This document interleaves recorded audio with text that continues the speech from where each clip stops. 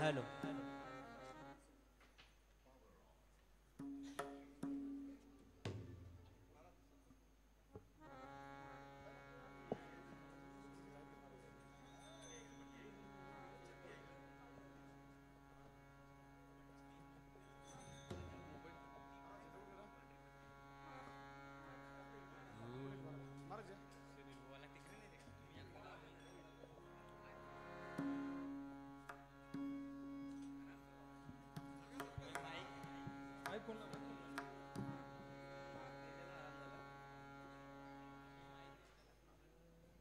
Ram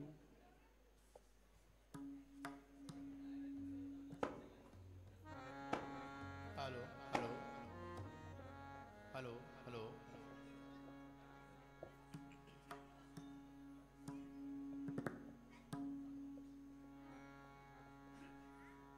hello hello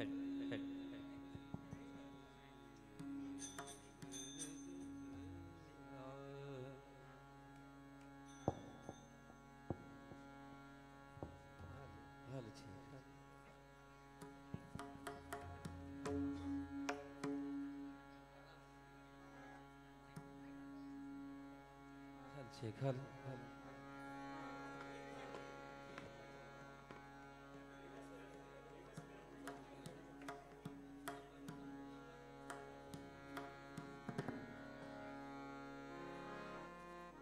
check mic check hello mic check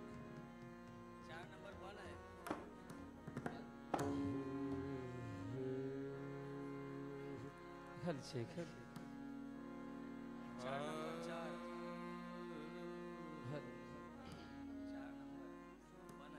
Hari जय जय राम कृष्ण हरि हरि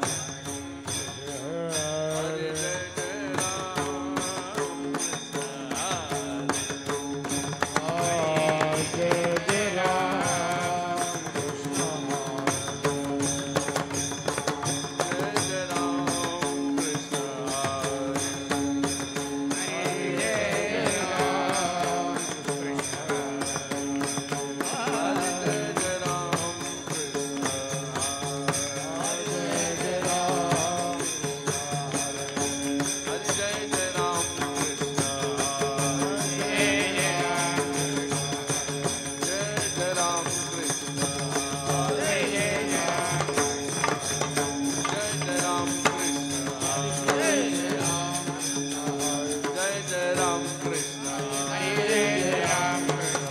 हरि जय जय राम हरे जय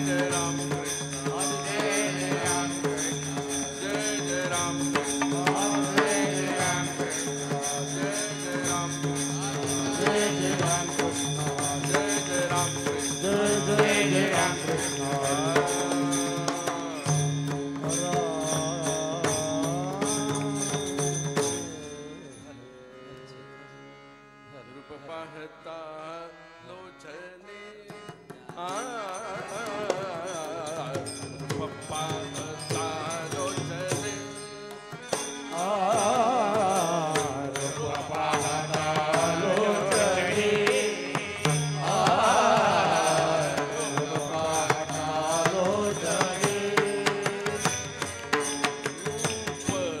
पप्पा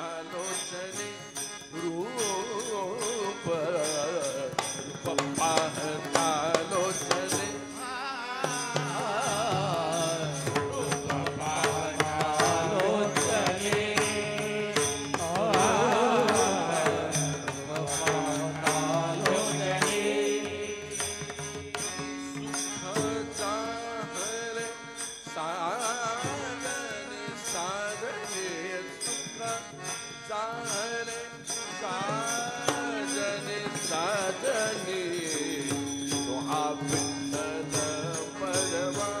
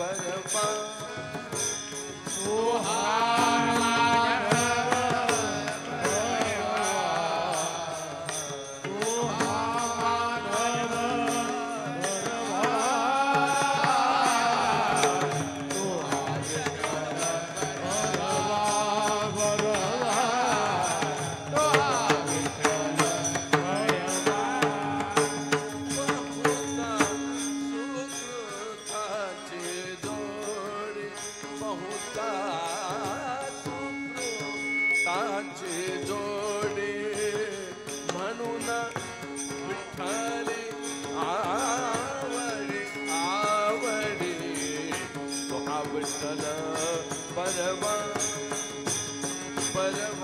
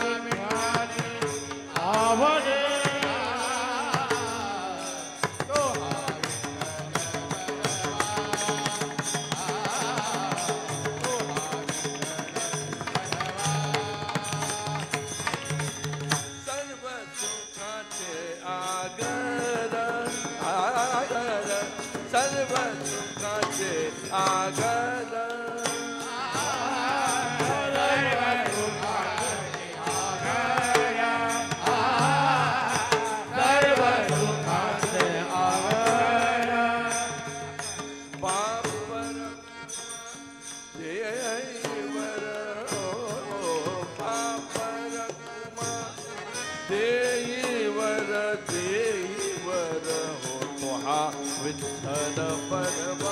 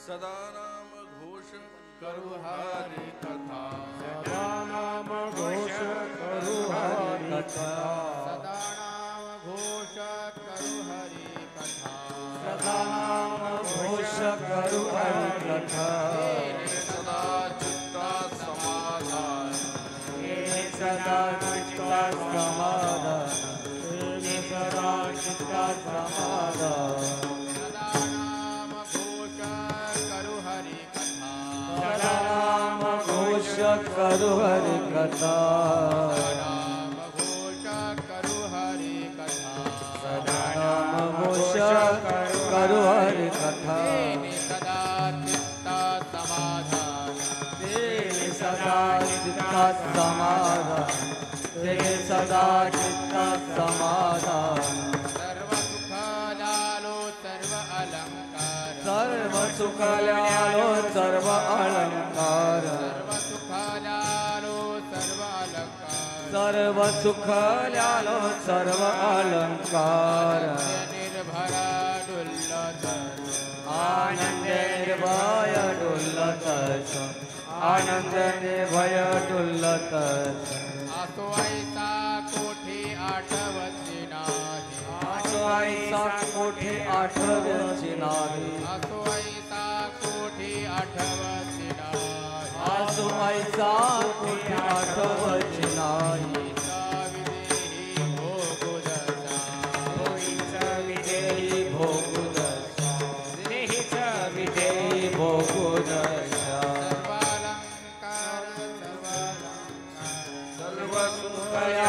सर्वालंकार सर्वालंकार सर्व अलंकार सर्व सुख लालो सर्व अलंकार सर्व आनंद निर्भय डुल्लत आनंद निर्भय डुल्लत सुखामणे आम्ही झालो अग्निरूप सुखामणे आम्ही झालो अग्निरूप सुखामणे आम्ही झालो अग्निरूप लागुणे ते लागून ते पाप पुण्य पाप पुण्य अंग लागून ते पाप पुण्य अंग सर्व सुख लालो सर्व अलंकार सर्व सुख ल्यालो सर्व अलंकार लालो सर्व अलंकार सर्व सुख ल्यालो सर्व अलंकार निर्भरा डुल्लत तो आनंद निर्भय डुल्लत सो आनंद निर्भय डुल्लत सो जय जय गोपाल कुमार जय जय विठोबार कुमार जय जय विठोबार जय जय गोपार कुमार जय जय विठोबार कुमार गोपार कुमार गोपाल कुमार गोपार जय जय कुमार कुमार गोपाल कुमार गोपाल कुमार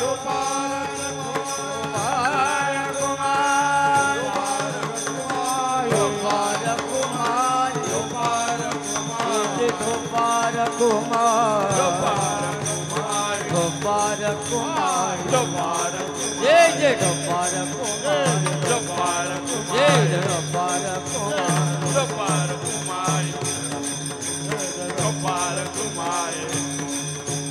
गोपाल कुमार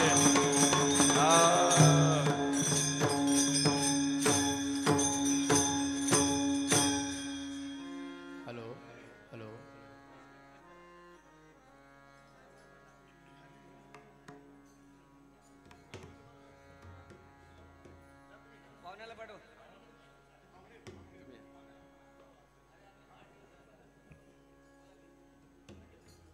इथूनच बोला ना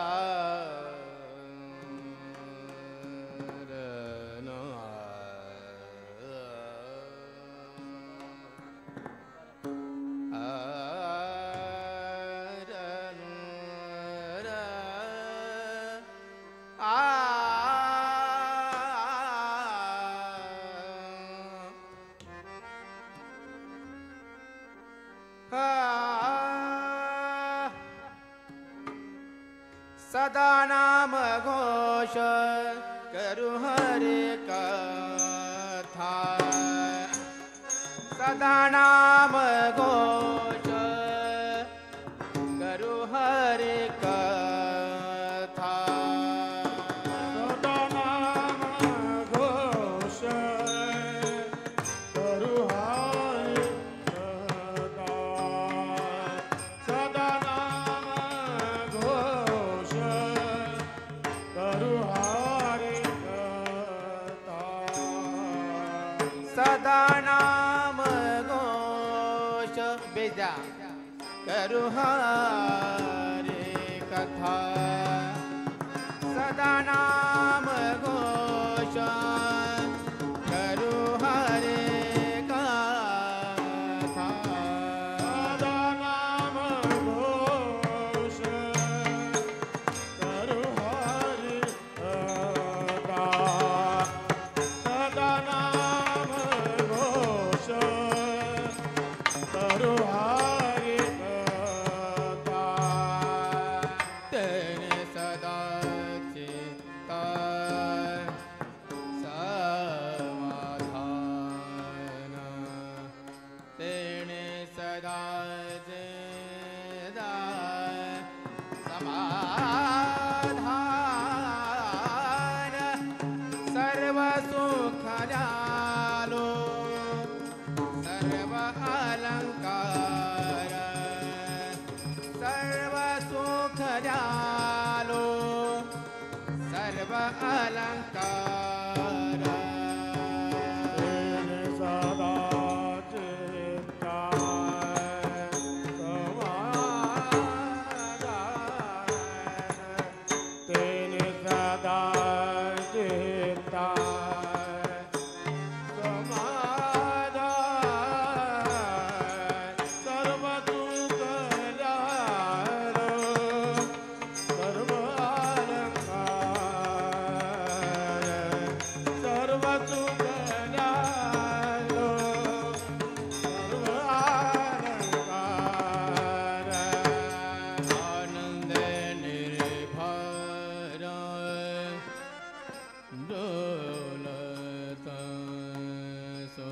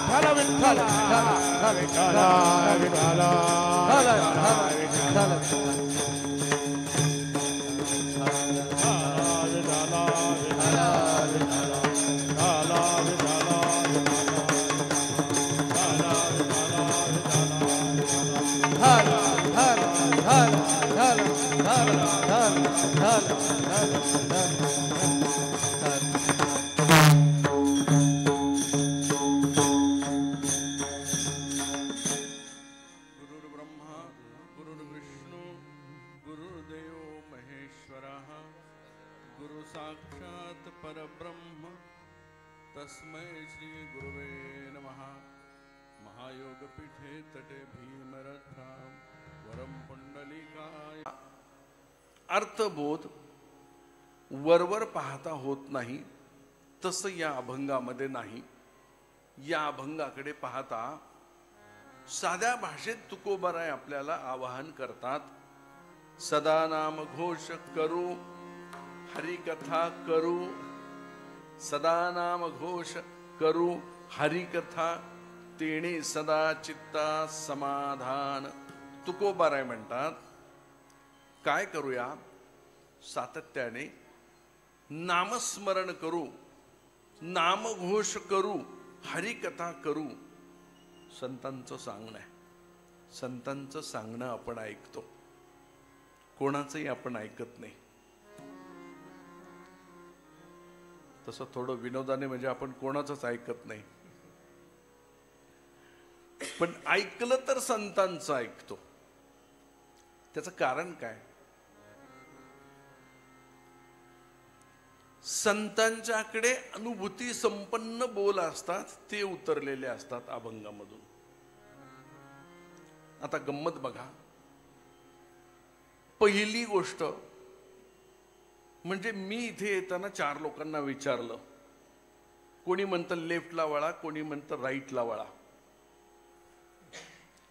पण नंतर मला एक जण भेटतो, तो थांबून सांगतो की मी वडघर गावचाच आहे, मी काही कामासाठी इकडे आलो, पण तुम्हाला असा असा रस्ता सांगतो, ठीक बरोबर असंच जा, आता कोणालाही विचारू नका.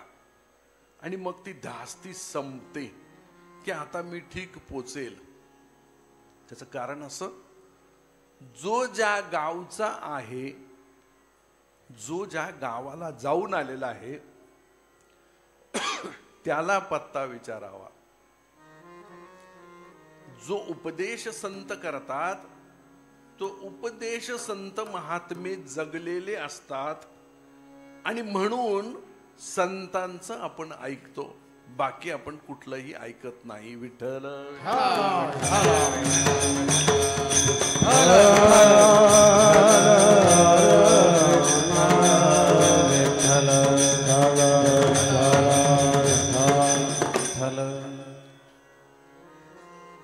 दोन गोष्टी मी म्हटलं. संतांचं आपण ऐकतो कारण ते अनुभूती संपन्न असतं, हा भाग एक झाला. आता माझ्याकडे एखादी गोष्ट आहे अनुभूती संपन्न, ती मी या मंडळींना म्हटलं मी तुम्हाला सांगतो. राग भूप असा असा असतो, त्याच्यात गंधार असा असा लावतात. राग भूप लावताना दैवत लावायचे असे असे नियम आहेत. मी सांगतो पण आणि माझ्याकडे अनुभूती पण आहे. ही लोक थोड्या वेळाने म्हणतील त्याचं करायचंय काय आम्हाला. म्हणजे संतांकडे असलेलं अनुभूती संपन्न असलेलं, पण सगळ्यात महत्वाचं म्हणजे तुमच्या हिताचं असलेलं सांगतात, आणि म्हणून आपण ऐकतो. विठ्ठल विठ्ठल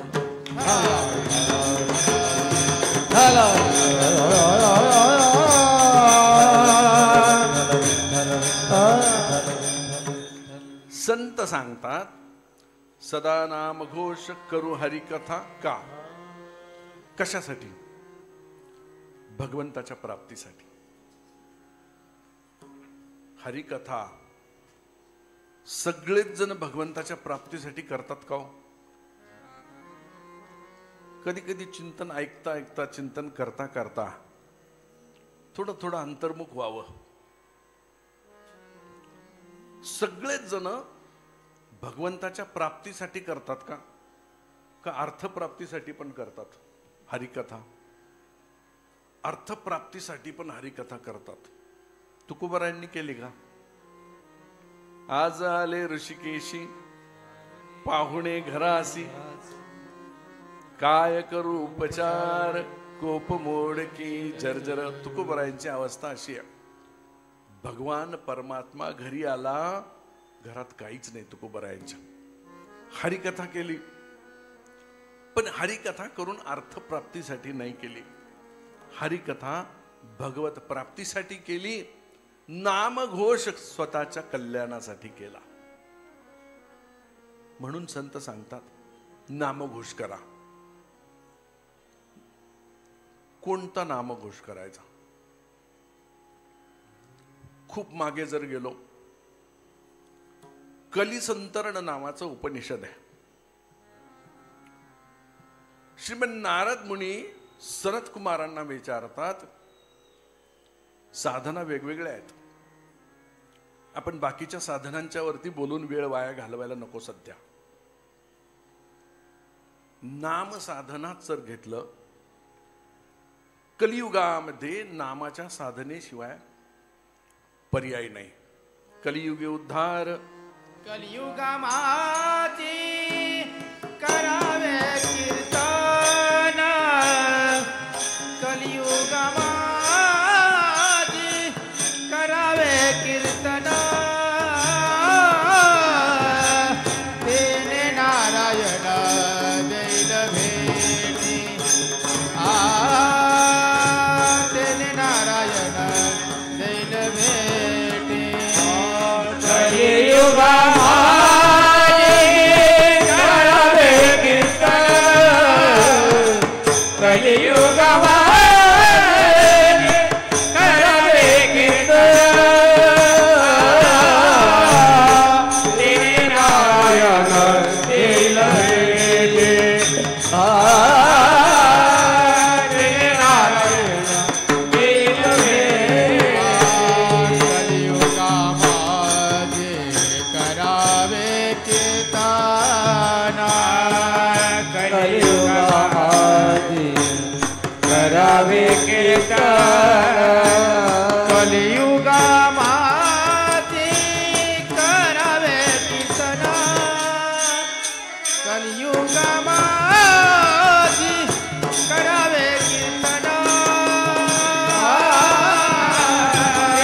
नारायण देईल भेटी, नारायण देईल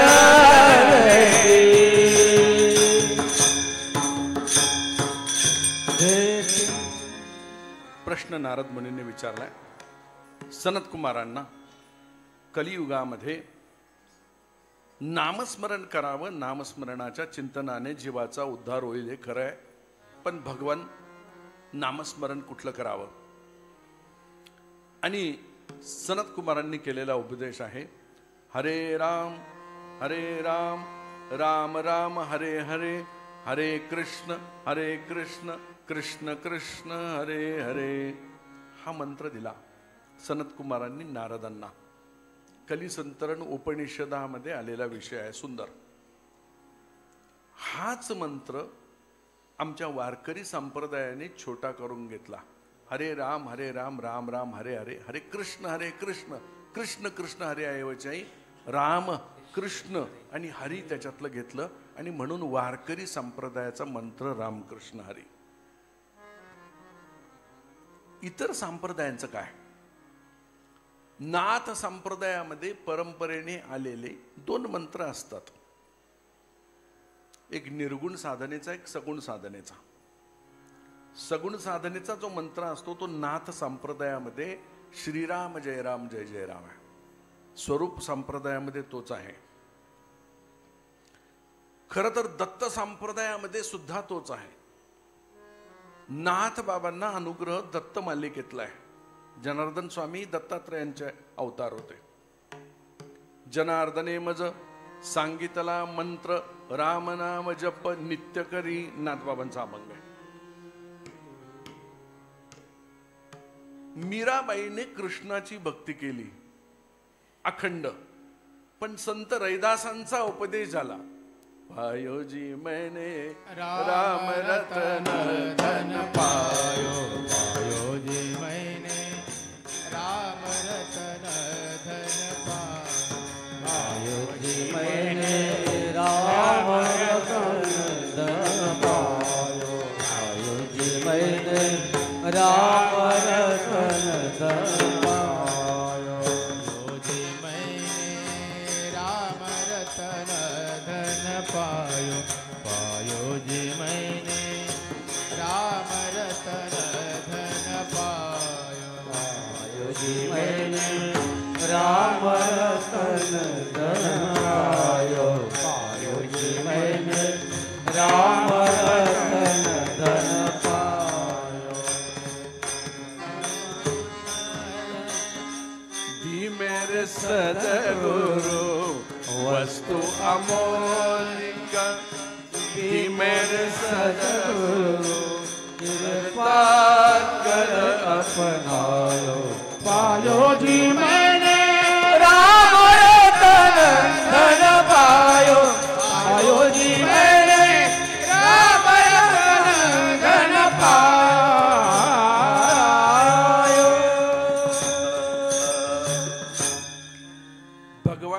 देवाने पार्वतीला जो उपदेश केला रामनामाचा केला.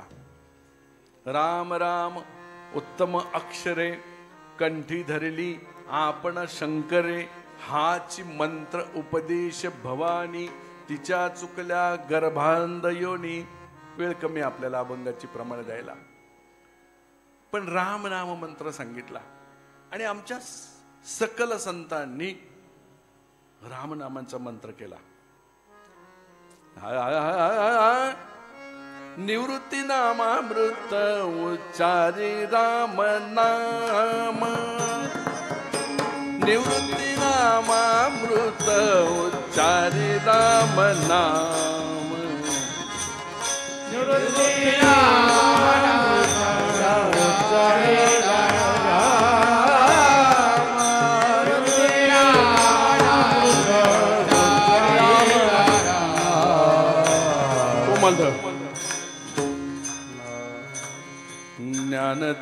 ज्ञानदेवाजीने रामाविण व्यर्थ, ज्ञानदेवाजीने रामाविण व्यर्थ,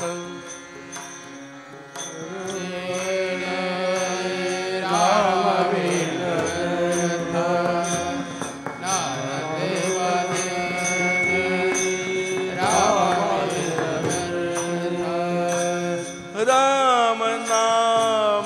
पंथ क्रमियेला सोपान निवांत रामची मुखा. सारे मपनीचा सोपान निवांत सारे मपनी कोमल रामची मुखात, सोपान निवांत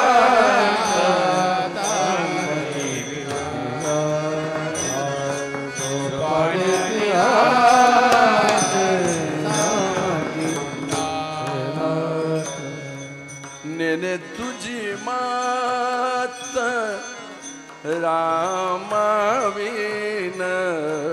सोपान निवांत रामची मुखात, सोपान निवांत रामची मुखात. तुषारजी अखंड राम नाम माळा कानो पात्रा घाली गळा, अखंड राम नाम माळा कानो पात्रा घाली गळा,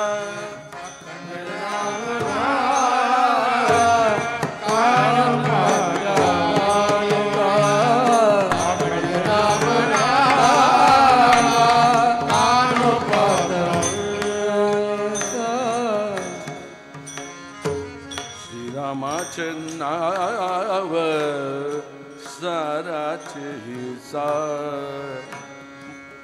मल्हार मल्हार सार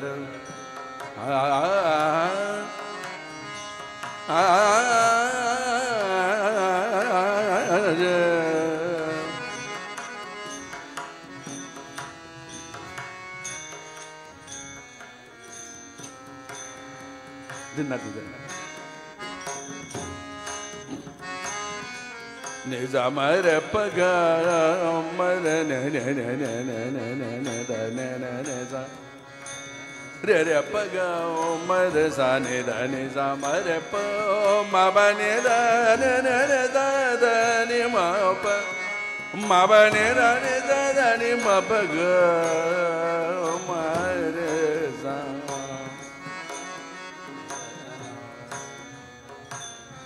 राम नाम हंसोदने वदता वाचे, राम नाम वदता वाचे, ब्रह्म सुख तेथे नाचे, तेथे नाचे राम नाम वदता वाचे, राम नाम वदता वाचे वदता वाचे वदता वाचे. आपण वेगवेगळ्या संतांची प्रमाणं पाहिली, राम नामाची महती सांगितली. राम नामाचा उच्चार करा. आता पुन्हा बघा बरं का, एक एक टप्पा आपण विचार करत करत करत करत पुढे जाऊया. राम नामाची महती सांगितली खरी, परंतु एक प्रमाण आहे. राम नाम सब कोई कहे ठग ठाकुर और चोर, जिस नाम से प्रल्हाद तरे वो नाम है कुछ और. म्हणजे काय? राम नाम सगळेच घेतात, ठग ठाकुर और चोर, पण प्रल्हाद तरला ते नाम वेगळंच आहे. का बरं? काय फरक आहे त्याच्यामध्ये? तेच राम नाम आहे, तेच राम नाम तुम्ही आम्ही जपतो, तेच राम नाम प्रल्हादाने जपलं. थोडा अभ्यास करायला पाहिजे. नाम स्वतःहून घेतल्यानंतर ते नाम एका उंचीला येईपर्यंत निर्बीज नाम असतं, आणि ते नाम एका योग्यतेला आल्यानंतर त्या साधकाची ठराविक उंचीची साधना झाल्यानंतर ते नाम सबीज नाम होतं. कसं होतं? तर त्याला सद्गुरूची प्राप्ती होते शिष्याला, आणि जेव्हा शिष्याला सद्गुरूची प्राप्ती होते त्यावेळेला ते नाम सबीज नाम होतं, आणि मग उस नाम से प्रल्हाद तरे. विठ्ठल विठ्ठल.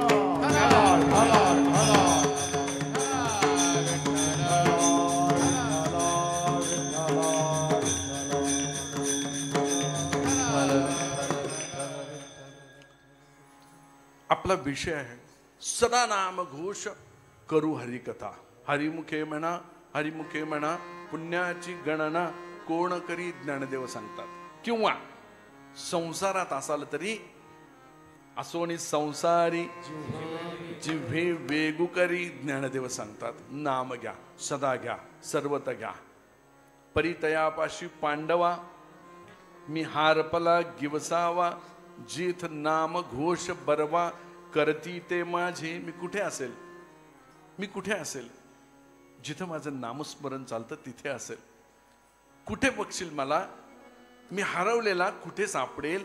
जिथे माझा नाम घोष चालतो तिथे मी तुला नक्की सापडेल. भगवंताचं वचन. माझे भक्त गाती जेथे नारदानी उभा तेथे, नारदानी उभा तेथे, नारदानी उभा तेथे. माझे भक्त गाती जेथे नारदानी उभा तेथे, नारदानी उभा तेथे, नारदानी उभा तेथे. माझे भक्त गाती जेथे नारदानी उभा तेथे, नारदानी उभा तेथे, नारदानी उभा तेथे. माझे भक्त गाती जेथे नारदानी उभा तेथे, नारदानी उभा तेथे, नारदानी उभा तेथे.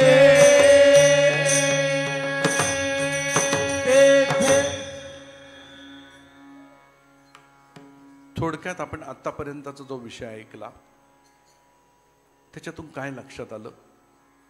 जीवाने जीवाच्या कल्याणासाठी नामस्मरण केलं पाहिजे. का केलं पाहिजे? तर याची देही घडे देवाचे भजन. इतर योनीमध्ये भगवंताची प्राप्ती करण्याचा अधिकार नाही. माणसाच्या योनीमध्ये पाप पुण्यांची बरोबरी झाल्यानंतर एक एक जन्म कोटी कोटी फेरा, मनुष्य देह वारा मग लागे. इतकं अवघड आहे मनुष्याचा जन्म मिळणं. आणि मिळाल्यानंतर त्या जीवाने काय करावं? तर भगवंताची प्राप्ती करावी. आणि भगवंताची प्राप्ती कशी करावी? तर नामस्मरण करावं. इतकं आपण पाहिलं आतापर्यंत. संतांची प्रमाणं पाहिली, उपनिषद पाहिलं, कितीही गोष्टी सांगता येतील, थोडकं ऐकावं, लक्षात ठेवावं. अजून तुकोबाराय अभंगामध्ये काय बोलतात? तुकोबाराय एकच संकल्पना वेगवेगळ्या रूपाने आपल्या पुढे मांडताना दिसतात. एक बोल त्याच्यामध्ये येतो समाधान, दुसरा येतो सुख आणि तिसरा येतो आनंद. आपण व्यवहारामध्ये हीच अक्षरं एकाच संकल्पनेसाठी वापरून टाकतो. सुख म्हणा काय, समाधान म्हणा काय, आनंद म्हणा काय. पण ज्या अर्थी तुकोबाराय एकाच अभंगामध्ये 3 वेगवेगळ्या संकल्पना मांडतात, त्या अर्थी सुखाची संकल्पना वेगळी आहे, समाधानाची संकल्पना वेगळी आहे, आनंदाची संकल्पना वेगळी आहे. आपल्याला थोडंसं त्याच्याकडे बघायचं. या कडव्यामध्ये तुकोबाराय म्हणतात तेने सदा चित्ता समाधान. काय करायचं? म्हणजे नामावरती बोलायचं तर मी अजून भरपूर प्रमाणात देत बसेल. मुखी नाम हाती मोक्ष ऐसी साक्ष बहुतांची. आणि एकदा हे प्रमाण दिलं, अजून काय द्यायचंय? म्हणजे एखाद्याने यावं संतोष महाराजांच्याकडे, त्यांना म्हणावं मला कडकडून भूक लागली आहे, काहीतरी थोडंसं देता का? आणि त्यांनी कसं आम्हाला मग अशी असं बसून 10-5 पक्वान्न वाढली, तसं जेवण वाढावं. मग बाकीच्या गोष्टींचा थोडासा भात देता का? नाही तर थोडी अर्धी भाकरी देता का? काही गरज आहे का? अनेक प्रमाणे नामाच्या चिंतने 12 वाटा पळती विकणे, काही गरजच नाही ना. मुखी नाम हाती मोक्ष, सगळंच देऊन टाकलं. जसं भरलेलं ताट दिलं ना, तसा मोक्षच देऊन टाकला. बाकीच्या प्रमाणांची गरज काय? मुखी नाम हाती मोक्ष. पण तुकोबाराय या अभंगामध्ये ना विघ्नांचं निवारण करतायत, ना मोक्षाची प्राप्तीबद्दल बोलतायत. तुकोबाराय म्हणतात तेने सदा चित्ता समाधान. नाम घेऊन मी काय करायचंय? भगवंताची प्राप्ती करायची असं कुठंच म्हणत नाही. इथे चित्ताचं समाधान असं म्हणतात. तेने सदा चित्ता समाधान. आणि तुम्ही क्षणभर थांबून नीट विचार केलात तर आपल्या लक्षात येईल की सगळं आहे, पण माणूस समाधानी नाहीये. कोणाकडे काही नाहीये तोही समाधानी नाहीये, कोणाकडे खूप काही आहे तोही समाधानी नाहीये. अजून आणि अजूनच्या प्राप्तीचा हव्यास त्याच्या मानगुटीवरती बसलेलाच. माणूस समाधानी नाही आहे. आमच्या तुकोबारायांचं प्रमाण आहे, सदा नाम घोष करू हरिकथा तेने सदा चित्ता समाधान. चित्ताला समाधान होईल. कसं काय होईल? त्याचं थोडंसं आपण अनालिसिस जर केलं तर मग लक्षात येतं की हे जे चित्त चित्त म्हणतो ना आपण, ते चित्त नसून ते चिद आहे, चिद रूप आहे. ते मूळ चिद्रूप असलेलं अवनीती होऊन चित्त रूपाला आलेलं आहे. लक्षात येते का तुमच्या? मूळ चिद्रूप म्हणजे भगवंताचं रूप असलेलं चिद रूप इथे आहे. पण ते स्वतःला देह समजू लागलं, स्वतःला प्रापंचिक समजू लागलं आणि ते चित्त झालं. आता बघा, मुळात बुरखा बांगरलेला आहे, त्याचं तुम्ही काहीही वर्णन करा ते खोटंच ठरणार आहे. बुरखा काढल्याशिवाय तुम्हाला कळणार कसं?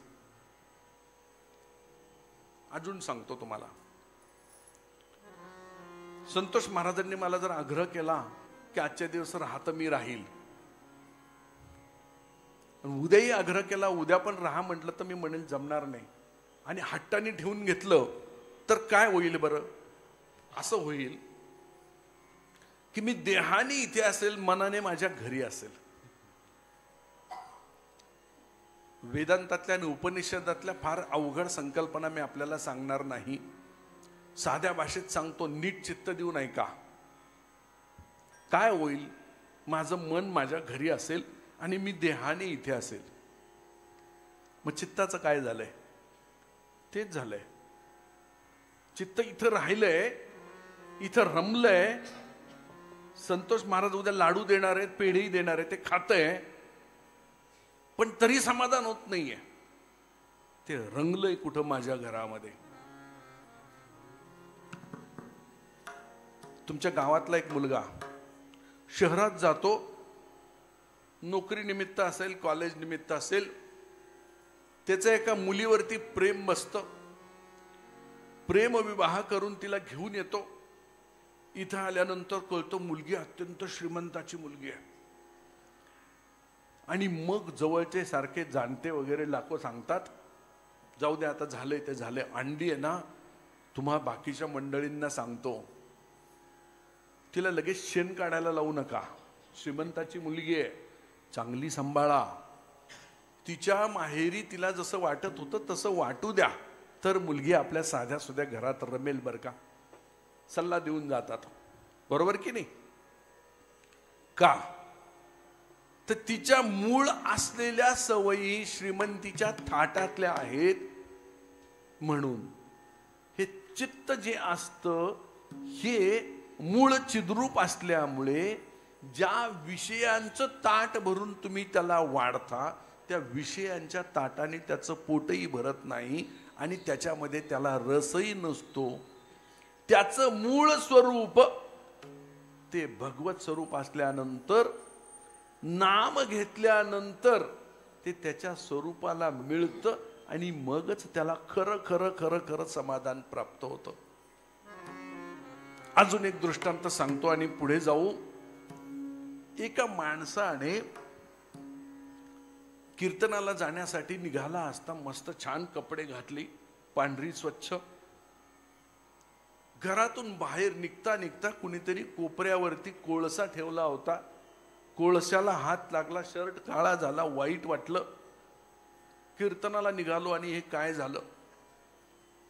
कोळसा हातात घेतला, इतका राग त्या कोळशाचा आला की दगडावरती घासू लागला. तिकडनं त्याचा मित्र आला, तो म्हणाला तू काय करतो. तो म्हणला मी याला घासून घासून याचा काळापणा काढून टाकतो. त्याचा मित्र म्हणाला तसं होणार नाही. आणि तू का चिडलास एवढा. तो म्हणाला चांगला कीर्तनाला निघालो होतो, परीट घडीचा शर्ट घातला होता इस्त्री केलेला, पण हे काळं लागलं आणि सगळा घोटाळा झाला. मी या कोळशाची वाट लावतो, त्याला स्वच्छ केल्याशिवाय राहत नाही. तो म्हणाला असं होणार नाही, पण मला त्या कोळशाला बदलवायचाच आहे. तो म्हणाला ठीक आहे, एवढा इरेला पेटलाय तर मी बदलून देतो, तू भानगडीत पडू नको, माझ्या ओंजळीत टाक. त्यांनी ते कोळशे उचले, मित्राच्या ओंजळीत टाकले. तो मित्र म्हणाला माझ्या मागे मागे ये. तो त्याला घेऊन गेला. ते कोळशे एका लोहाराच्या इथे तापलेल्या भट्टीमध्ये त्यांनी नेऊन असे टाकले. दूर उभा राहा म्हणाला आणि कोळशाचा रंग कसा येतो ते मला सांग म्हणाला. त्यांनी 2 मिनिटात पाहिलं. तो म्हणाला कोळशाचा रंग लाल. कोळशाचा रंग लाल. कसे होते कोळशे. काळे होते. दगडावर उघडून काळेपणा गेला असता का. नसता गेला. पण मित्राच्या युक्तीने ते कोळशे काही मिनिटांमध्ये काळ्याचे लाल लाल जर्त लाल झाले. कसे बघ रे म्हणाला. सांग काळे वाटतात का तुला. नाही रे म्हणाला, कोळशांचा रंग इतका लाल आहे. काळे असलेले कोळशे लाल झाले कसे. मूळ स्वरूपाला जाऊन मिळाले. साधी गोष्ट आहे. आला कुठून कोळसा. आला कुठून. त्या भट्टीतूनच आला, लाकडातूनच आला. कसा होता. लाल होता. मायेच्या वाऱ्यामध्ये आला, संसारात आला, विषयांचा वारा लागला आणि मग कसा झाला. काळा झाला. आणि या विषयांमधले कुठलेही उपाय तुम्ही केले, कोळशाचा काळेपणा जाईल का. जाणार नाही. कोळशाचा काळेपणा जर घालवायचा असेल तर कोळशाला कुठं न्यावं लागेल. त्याच्या मूळ स्वरूपाकडे न्यावं लागेल. मी ज्याला चित्त चित्त चित्त असं म्हणतो आणि जे माझं चित्त विषयांची मागणी करतं आणि कितीही विषय खाल्ले तरी तृप्त होत नाही. तुकोबाराय म्हणतात ते चिद रूप आहे, त्याला त्या रूपाला नेऊन मिळव. त्या रूपाला नेऊन मिळवलं, मूळ रूपाला गेलो की त्याला समाधान प्राप्त होईल. अभंगाचं पहिलं चरण. सदा नाम घोष करो हरि अथात. सदा नाम घोष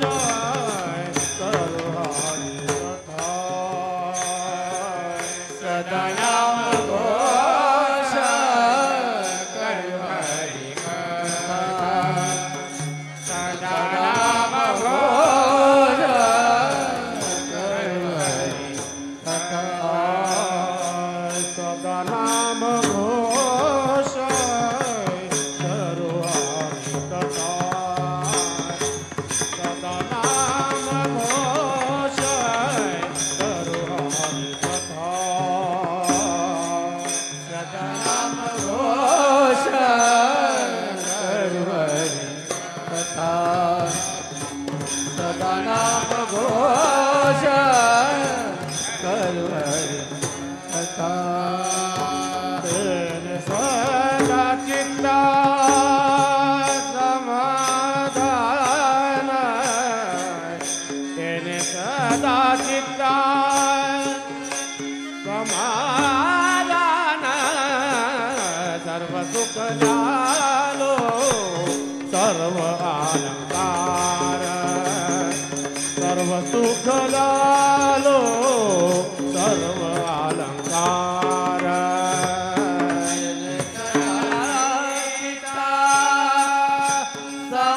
समाधान सदा चित्ता समाधान सर्व सुख झालो सर्व अलंकार सर्व सुख झालो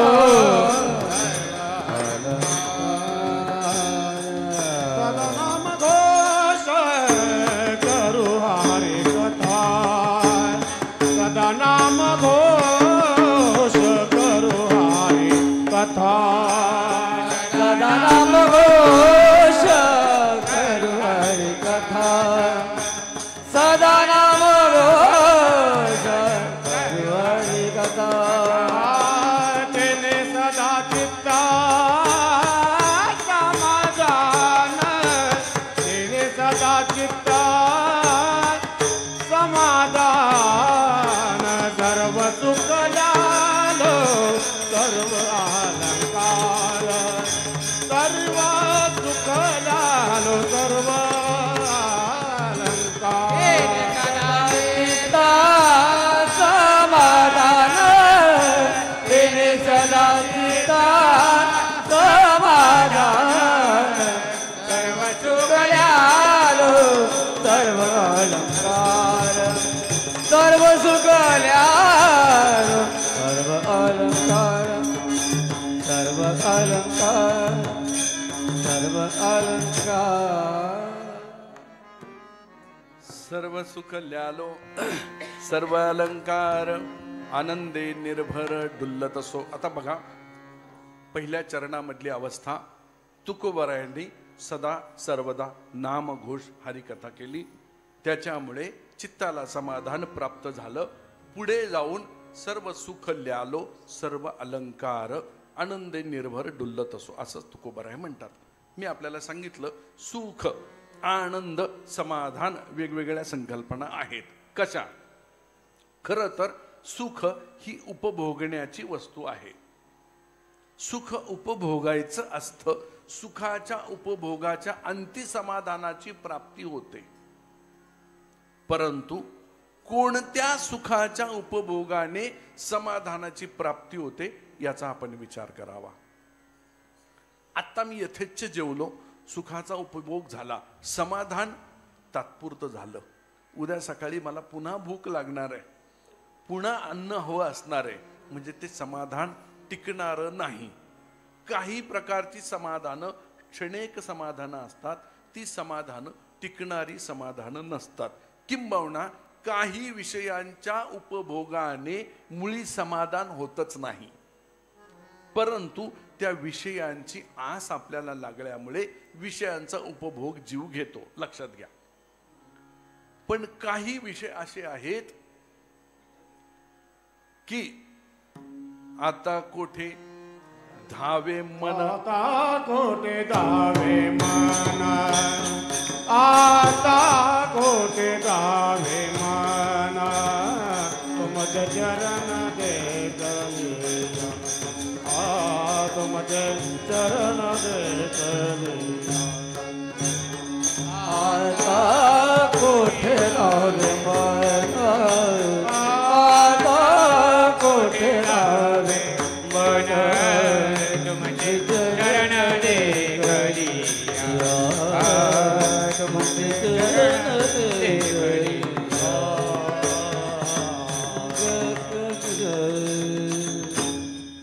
याचा अर्थ थोडक्यात आपल्याला समजला. ज्या सुखाला सुख समजतो, ज्या संसाराला सुख समजतो, तो संसार सुख नसून सुखाचा बुरखा घातलेलं दुःख आपल्या बरोबर फिरतंय. सुखाचा बुरखा घातलेलं दुःख. तुकोबाराय इथे म्हणतात, सर्व सुख ल्यालो सर्व अलंकार. आमच्या महिला मंडळींना वाटल जेवढे जेवढे जास्ती अलंकार तेवढं जास्त सुख. बरोबर का? सर्व सुख सर्व अलंकार. ते अलंकार म्हणजे सुख नव्हे. ते अलंकार ल्यालो असं तुकोबाराय म्हणतच नाहीत. सर्व सुख ल्यालो सर्व अलंकार म्हणजे तुकोबारायांना सुखाची व्याख्या सापडलेली आहे. जीवाला सुखाची व्याख्या सापडलेली नाही. जीव विषयांच्या मागे फिरून विषयांच्या सुखाला सुख समजतो. तुकोबाराय मात्र सुख कुठे आहे ते ओळखतात. सुख एक हिची ठाई बहुपाई संतांचे म्हणून केला वास नाही नाशटये ठाई. ज्ञानदेव फार सुंदर वर्णन करतात. आता यावरी सुख जे एक विध देख जेणे एकेची अशेख विसरे जीव. ज्ञानदेव म्हणतात सुख म्हणजे कोणतं? जे एक विध देख, ज्या एकाची प्राप्ती झाल्यानंतर मला अजून काही प्राप्त व्हावं असं जीवाला वाटतच नाही, ते सुख. आता नीट विचार करा. कोणताही विषय घ्या आणि त्या कोणत्याही विषयाचं रसास्वाद आपण घेतल्यानंतर मला आता तोही नको आणि मला काहीच नको असं आपल्याला वाटतं का? नाही. तोच विषय पुन्हा पुन्हा हवा वाटतो आणि षड्रूपींचा जन्म त्याच्यातूनच होतो. काम, क्रोध, लोभ, मद, मत्सर, अहंकार हे सगळे त्या विषयांच्या पासून निर्माण होतात. विषयाच्या लालसेपासून निर्माण होतात. म्हणजे ज्ञानदेवांच्या व्याख्येप्रमाणे जर ते कळालं की सुख कुठे आहे, त्याच्या स्वरूपाचं ज्ञान एकदा झालं की मग या सृष्टीतला कोणताही विषय मला आता नको असं जेव्हा वाटतं त्याला सुख असं म्हणतात. विठ्ठल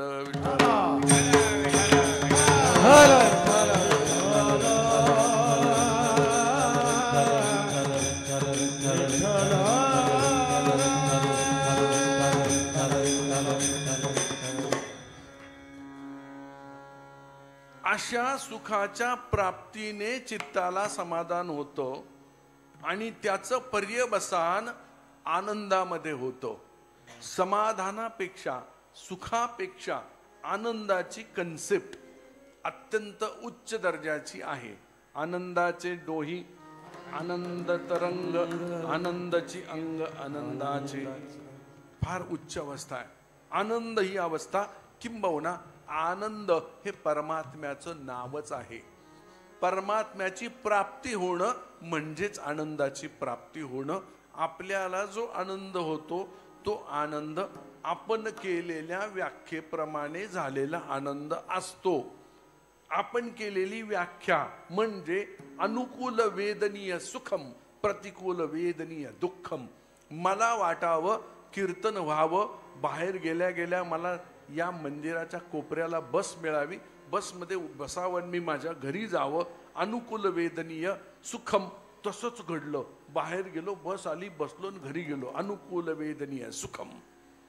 आणि असा विचार करून सुद्धा तिथे जाऊन तासभर उभा राहिलो आणि बस नाही आली. प्रतिकूल वेदनीय दुःखम, याची माझी व्याख्या आहे. ती व्याख्या नव्हे. खऱ्या सुखाची प्राप्ती झाल्यानंतर समाधानाची प्राप्ती होते. खरं समाधान प्राप्त झाल्यानंतर चित्ताची जी अवस्था आहे ती आनंदमय अवस्था असते. एक दृष्टांत आपल्याला सांगतो. मिथिला नगरीचा राजा जनक आणि याज्ञवल्क्यांचा आश्रम जवळ होता. याज्ञवल्क्यांच्या आश्रमामध्ये राजा जनक पाठाला जात असत. एकदा असं झालं, याज्ञवल्क म्हणायचे की मी माझ्या कोणत्याही शिष्यांमध्ये भेदभाव करत नाही. मी सर्वांना एका नजरेने बघतो. आणि हे सगळं म्हणत असताना सुद्धा याज्ञवल्क 2 मिनिटं का होईना, 5 मिनिटं का होईना जनकांची वाट बघायची. लक्ष इकडे द्या. याज्ञवल्क्य काय करायचे? जनकांची वाट बघायची. शिष्य काय म्हणाले? आपले गुरुजी काय म्हणतात की मी कोणामध्ये भेद करत नाही. मग आता आम्ही सगळे येऊन बसलो इथे, पाठ सुरू करावा की नाही याज्ञवल्क्यांनी. पण लक्ष मागे लागले. जनक येतील, 2 मिनिटं थांबूया, जनक आल्यानंतर सुरू करूया. असं का? भेदभाव का? शिष्यांना वाटलं. अंतर्ज्ञानांनी याज्ञवल्क्यांनी ओळखलं.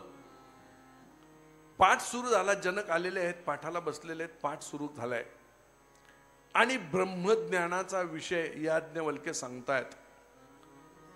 सगळे त्या सुखामध्ये नाहून निघालेले आहेत.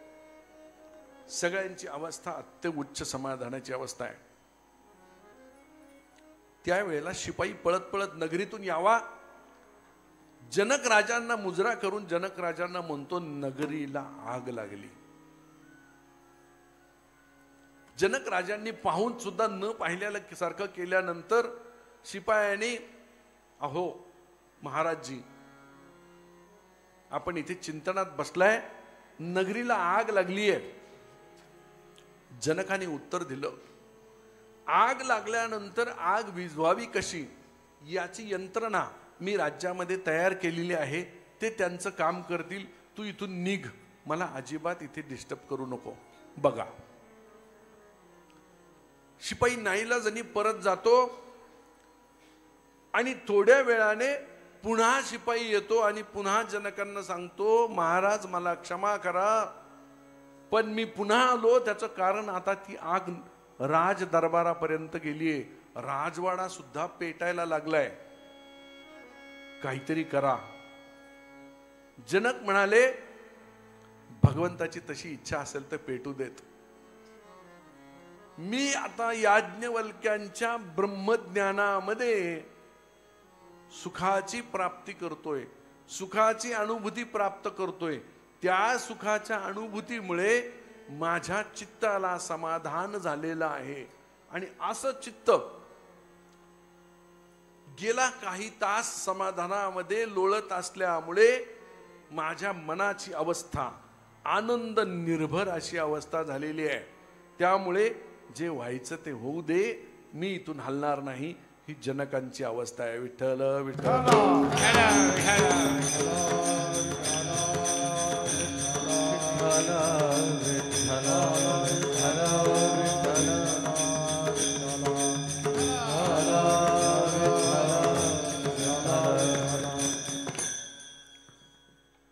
आता बघा, ही अवस्था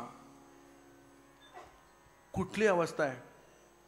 विषयांच्या भोगापासून दूर गेलेली, ब्रह्मरसामध्ये पूर्णपणे ओतप्रोत भरलेली आणि त्या ब्रह्मरसाच्या प्राप्तीमुळे खरं काय, स्वरूप काय, आत्मज्ञान काय त्याची प्राप्ती झालेली, किंबहुना त्याच्या अनुभूतीमध्ये रममाण झालेली अवस्था जी असते ती आनंदाची अवस्था असते. किंवा हीच अवस्था नामधारकाला कशी प्राप्त होते? तर तो नामधारक नाम घेतल्यामुळे त्याची सगळी विघ्न निवारण होतात आणि तो त्या आनंदामध्ये रममान होतो.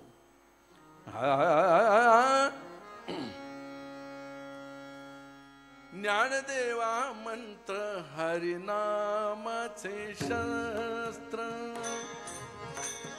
ज्ञानदेवा मंत्र हरिनामाचे शस्त्र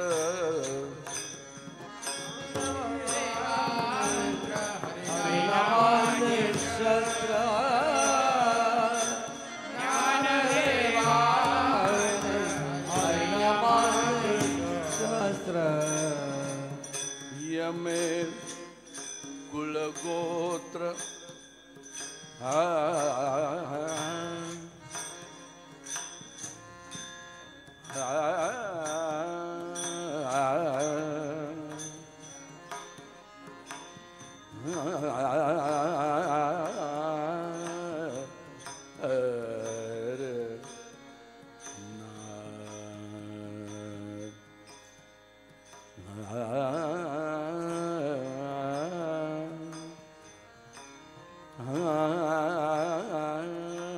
क्या बात है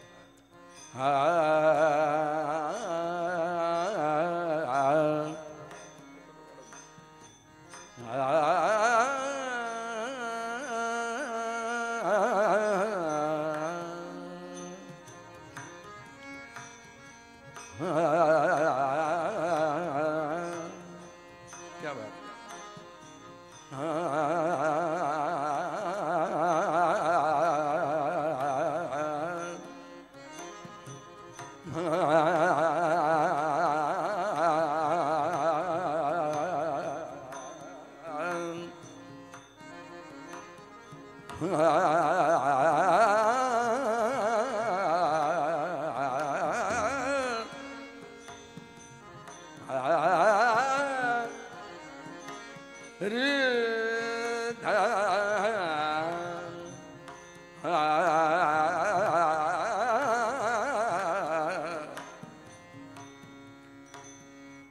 गरे ग सागर रे रे रे रे ग परे ग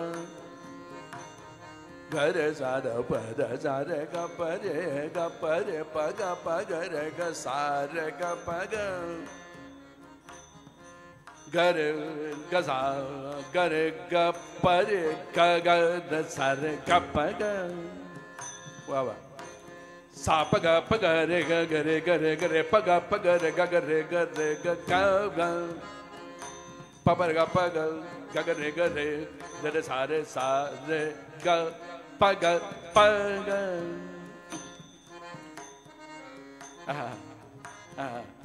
वाह वाह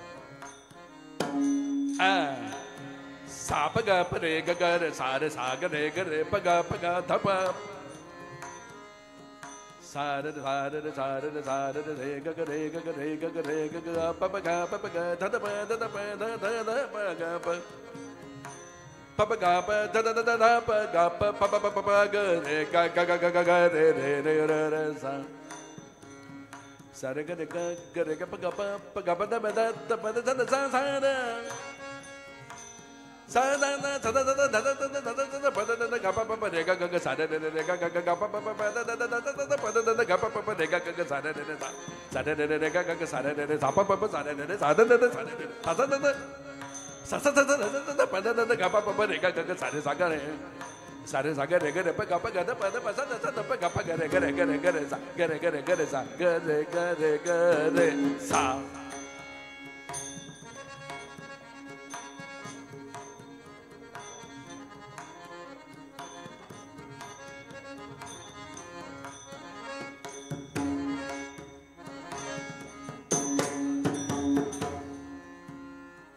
सारे रे सारे ग रे ग प प ग प द द प द स द द प द द प ग प प ग रे ग ग रे सारे रे सा रे सा रे ग ग ग रे प प प प द द प द द द द प द द प ग प प ग रे ग ग रे सारे रे सा रे रे रे सा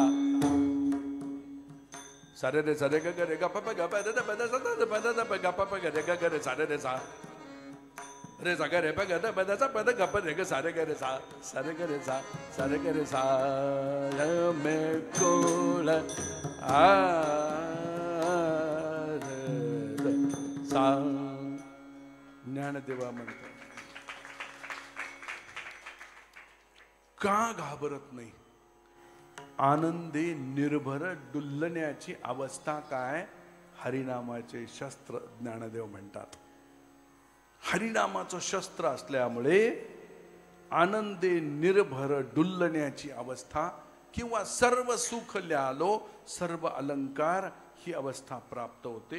किंबहुना दुसऱ्या भाषेत थोडक्यात सांगतो,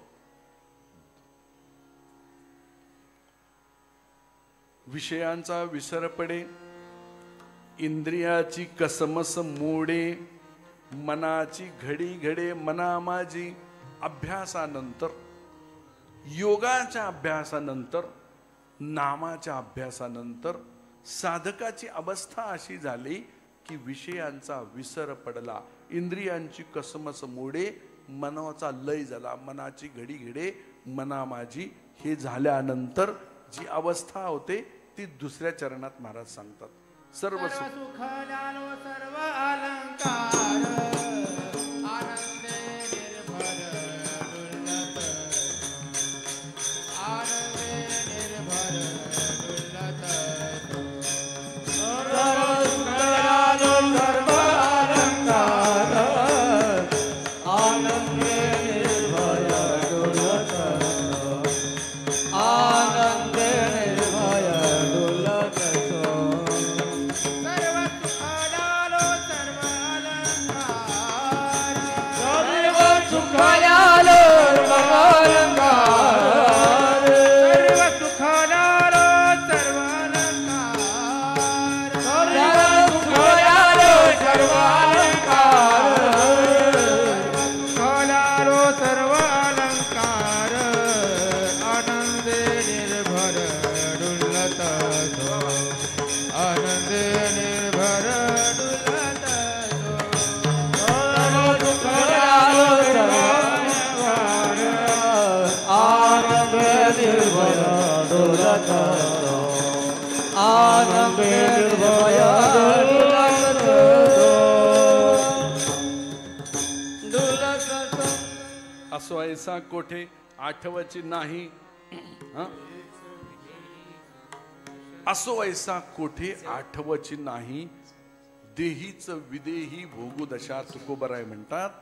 आता काय झालं बघा, टप्प्याटप्प्याने पुढे चाललो आपण. नाम घोष केला, हरिकथा केली, चित्ताला समाधान झालं, सर्व सुख ल्याल्याचं आनंद आपोआप प्राप्त झाला आणि आनंदाने निर्भर डुलण्याची अवस्था निर्माण झाली. आता त्याची पुढची परिणिती अशी झाली, आता मात्र देहीच विदेही भोगू दशा अशा अवस्थेला तो साधक गेलेला आहे. म्हणजे तो साधक विदेही अवस्थेमध्ये असतो. जसे आपले नित्यानंद बाबा होते, विदेही अवस्थेमध्ये होते. आमचे बाबा श्रीमद सद्गुरू पांडुरंगनाथ महाराज जगताप ध्यानाला बसल्यानंतर मांडीवर साप येऊन बसायचा. पहिल्यांदा माझ्या आईने जेव्हा पाहिलं तेव्हा ती ओरडली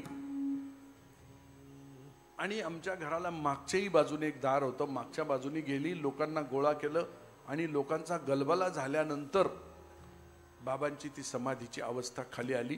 बाबांनी सगळ्यांना असं केलं आणि असं जा म्हणून सांगितलं.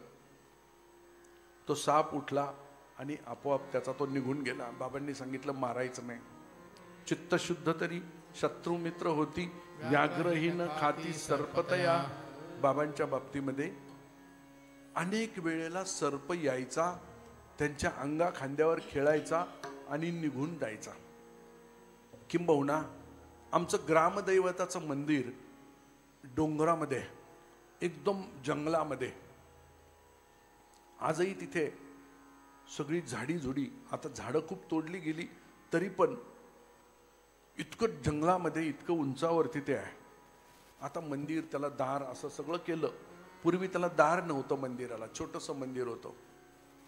पहाटे 3 वाजता बाबा तिथे जाऊन बसायचे, ध्यानाला बसायचे. पूर्वीच्या काळी शेजारच्या गावामध्ये माणूस गेला आणि रात्र झाली की म्हणायचे वस्तीला राहा, आणि लोक तांबडं फुटल्यावरती चालायला लागायचे. दहिबाते महाराजांना तो परिचय माहिती आहे गावांचा, म्हणून आमच्या गावचा माणूस बेलवड्यामध्ये गेला होता. बेलावड्यामध्ये मुक्काम करून तांबडं फुटल्यावरती तो वाडीला यायला निघाला. मध्ये बापदेवाचं मंदिर लागतं. मंदिराच्या तिथे येऊन बघतो, एका झुडपाच्या आडीने जाऊन बघतो तर समोर वाघ बसलेला. समोर वाघ बघितल्या त्याला मूर्छा आली आणि तो मूर्छित होऊन पडला. त्याचं कारण असं, दरवाजा सताड उघडा, आतमध्ये बाबा ध्यानाला बसलेले आणि मागे वाघ. त्याची अवस्था अशी झाली की मूर्छा आली. तो माणूस गावामध्ये येऊन लोकांना सांगू लागला, बुवांना काहीतरी सांगा. 3 आणि 4 वाजता जाऊन बसतात. वाघ उगितला म्हणे, आज वाचले थोडक्यात. लोकांनी बाबांना सांगितलं, पण बाबांनी त्यांना सांगितलं, महात्मा ध्यानाला बसल्यानंतर तिथे हे प्राणी येतात, वाघ येतात, सर्प येतात. आपण कित्येक फोटोमध्ये सुद्धा पाहिलं असेल. नाथबाबांच्या जवळ सुद्धा साप आहे, नाथबाबांच्या फोटोमध्ये सुद्धा. ही अवस्था जी असते ही महात्म्याची देहावरची अवस्था असते, विदेही अवस्था असते. आपल्याला साधं नामस्मरण निष्ठेने करता येत नाही हो. अनेक शंका त्या नामामध्ये. साशंख नाम घेतो आपण आणि वृत्ती कशी असते आपली, धरसोड वृत्ती. एकदा काय झालं, एका गावात एक शेतकरी होता. शेतकरी, त्याचा सुंदर असा घोडा होता आणि तो घोडा शेतात गेला आणि हरवला. लोक आली, सांत्वन केलं, अरे अरे अरे वाईट झालं, तुझा घोडा हरवला, वाईट झालं. 2 दिवसांनी तो घोडा परत आला आणि येताना जंगलामधले 2-4 घोडे बरोबर परत घेऊन आला. त्याच्या मुलांनी ते सगळे 4-5 घोडे बांधले. लोकांना गावामध्ये बातमी गेली, लोक आली, बघ तुला म्हणत होतो ना, चांगलं झालं, जे होतं ते चांगल्यासाठी होतं, बघ आनंद आहे, तुला एका घोड्याच्या मागे 5 घोडे मिळाले, किती चांगलं झालं बरं. काय कालची लोक म्हणत होती वाईट झालं, आज ती लोक म्हणाली खूप चांगलं झालं. शेतकऱ्याचा मुलगा त्या घोड्यांना वळण लावू लागला. लावता लावता एक दिवस एका घोड्यावरती स्वारी करता करता ते घोडा उधळला. तो मुलगा पडला आणि त्याचा हात मोडला. तो मुलाचा हात त्याच्या गळ्यात आला. परत ग्रामस्थ आले, अरे अरे अरे वाईट झालं. हे घोडे आले हे वाईटच झालं खरं, कारण तुझ्या मुलाचा हात मोडला. बघा बर का, तीच माणसं रोज येऊन काय बोलतायत. 2 दिवसांनी गावामध्ये आर्मीची भरती आली आणि जेवढी तरुण पोरं होती तेवढी उचलून नेली. ह्याचा मुलगा घरी राहिला. सगळे ग्रामस्थ परत संध्याकाळी भेटायला आले. हात मोडला हे बरं झालं म्हणाले, तुझा मुलगा मिलिटरीत जायचा वाचला, तुझ्या जवळ राहिला. एकाच घटनेच्या भोवती घडलेली घटना आणि त्याच्या किती विचित्र विचित्र प्रतिक्रिया, ही माणसाची मनाची अवस्था आहे. माणूस मनाने विचार करताना इतका पायापुरता विचार करतो, तात्पुरत्या गोष्टींमधून आपले आडाखे बांधतो आणि त्याच्यावरनं मोठे निर्णय घेऊन रिकामा होतो. याला निष्ठा म्हणत नाहीत. निष्ठेने नाम घेणारे आमचे गोरोबा काका होते. मूल तुडवलं, नवलाची गोष्ट ऐक सत्य पायी, नवलाची गोष्ट ऐक सत्य पायी, कुंभारान बाळ तुडविले पायी, कुंभारान बाळ तुडविले नवलाची गोष्ट ऐक सत्य नवलाची गोष्ट ऐक सत्य कुंभारान बाळ तुडविले पायी, कुंभारान बाळ तुडविले पायी. हसत खेळत गोबडे बोल खेळत बोबडे बोलत पुढविले पाळ यात चिंता नाही नवलाची गोष्ट ऐक सखे बाळे नवलाचे बाळ पुढविले पाय कुंभाराने बोट नवलाची गोष्ट